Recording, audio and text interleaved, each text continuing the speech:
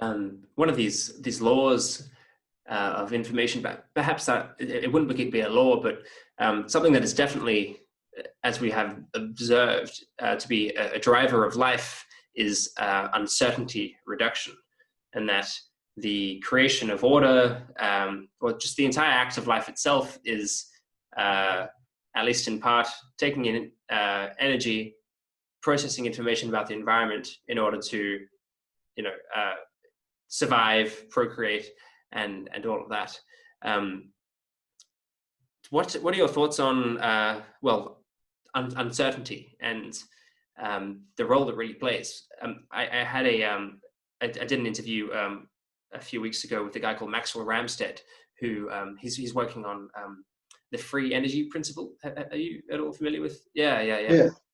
And I just thought it was absolutely fascinating that the urge, or that life exhibits this this drive to minimize surprise, and it seems to make a lot of sense, at least intuitively, because if that which is surprising is not always good, it could result in death or harm. But also just in my own life, and I think we all experience this, that uncertainty is the worst thing to experience. If you go to the doctor and you're getting a test for cancer, let's say, the 3 days of waiting is a lot worse than getting the news, good or bad. Yes.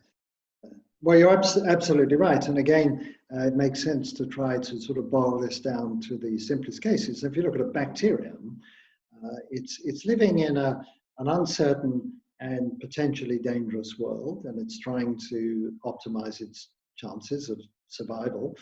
And this can be analyzed in sort of robotic language, and people do this, and very clever people look at the information that bacteria might garner from its environment, and this might be chemical gradients or light or something, that sort. And that information then will, of course, be processed, and there has to be some sort of algorithm or some way of optimizing that, so it will make, on average, the right decision. It might be turn left or turn right, or swim this way or go backwards, whatever it is. So it's a very simple little robotic type device, but it's had billions of years of evolution to refine the efficiency of this information garnering, processing, and then implementation of a response. And people measure these things, and they try to figure out exactly what is going on.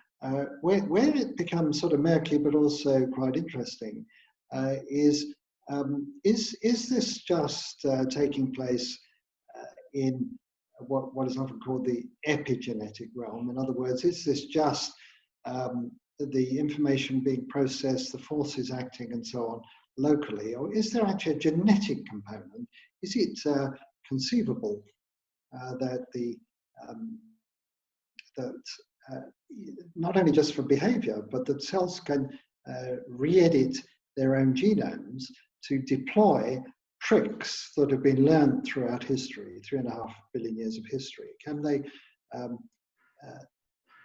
change not only their epigenetic response, but their genetic response as well? But that's an open question, but I'm sort of intrigued to think that their genes have evolved to embed contingency, because the one thing, if you live in an unexpected world where there can be some nasty surprises, it pays to have a few tricks up your sleeve that you may never ever need. But if in event of some emergency, you know what to do. And life has had this very long time to plan for contingencies.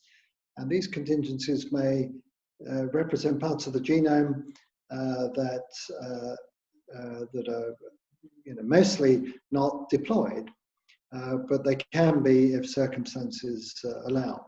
And so people will analyze all this type of stuff mathematically to see how well that information garnering, processing, and response is being implemented.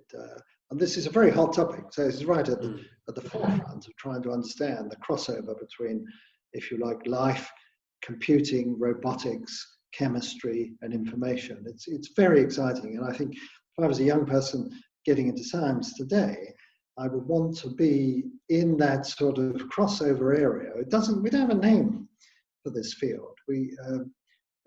I'd love to invent a name that represents where all those disciplines are coming together, because it really is a mixture of information theory, computing, robotics, nanotechnology, physics, chemistry, and there's some quantum stuff thrown into the mix as well. We need some sort of sexy name and a whole industry around that. But that's where the action's going to be in the next 20 or 30 years.